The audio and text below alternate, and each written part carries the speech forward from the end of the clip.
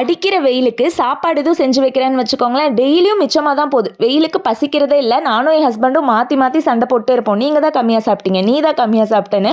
But அது என்ன மாயமோ மந்திரமோ தெரியாது, இந்த கூழ் களி அதெல்லாம் கிண்டி வைக்கிறேன்னு வச்சுக்கோங்களேன், டெய்லியும் பத்தாம தான் போகுது. இது இந்த வெண் சோளம்னு சொல்லுவாங்க இல்லையா, வெள்ளை சோளம், அதில் செஞ்ச கூழ். நான் உப்பு தண்ணி தயிர் எல்லாம் ஊற்றி கரைச்சி குடிச்சிருவேன். எனக்கு அப்படி குடிச்சாதான் பிடிக்கும். பட் என் ஹஸ்பண்ட் இதை சாதம் மாதிரி போட்டு குழம்பு ஊற்றி பிசைஞ்சு சாப்பிடுவாங்க. அப்படி சாப்பிட்டாலும் சூப்பராக இருக்கும். இதுக்கு சைடிஷாக சிக்கன் கிரேவி தான் பண்ணியிருந்தேன். கையோட ரசத்தையும் வச்சு விட்டுட்டா மத்தியானத்துக்கு ஒயிட் ரைஸ் வச்சுட்டா மட்டும் போதும், லஞ்ச் வேலையும் முடிஞ்சிடும். இந்த மாதிரி கூழ் களி எல்லாம் பிடிக்காதுன்னு சொல்றவங்களுக்கு சைடிஷா நான்வெஜ் குழம்பு கிரேவி ஏதாவது வச்சு கொடுத்து பாருங்க, 3 வேளையும் கொடுத்தாலும் சாப்பிடுவாங்க. அவ்வளோ சூப்பரா இருக்கும். அண்ட் 2 நாளா சுத்தமா வீடியோ போட முடியல. எதனாலன்னு கேட்டீங்கன்னா, தம்பிக்கு ஒரு கண்ணு மட்டும் ஃபுல்லா ரெட்டிஷ் ஆகி தண்ணியா வெடிஞ்சிட்டு இருந்துச்சு. அடுத்த நாள் பெருசா வீங்கியே போயிடுச்சு. ஹாஸ்பிட்டல் கூட்டிட்டு போய் கேட்டப்போ நமக்கு சின்ன வயசுல எல்லாம் வரும் இல்லையா, மெட்ராஸை அதுன்னு தான் சொல்லியிருந்தாங்க. வீட்டு பக்கத்துல எல்லாம் நிறைய பேருக்கு வந்திருக்கு. அதனால தான் இவனுக்கு எப்படியோ வந்துருச்சு. இவனுக்கு ஏதாவது ஒண்ணுனால எனக்கு பைத்தியம் பிடிச்ச மாதிரி ஆயிரும். அதனால தான் 2 நாளா வீடியோ போட முடியல. இனிமே ரெகுலரா போட ட்ரை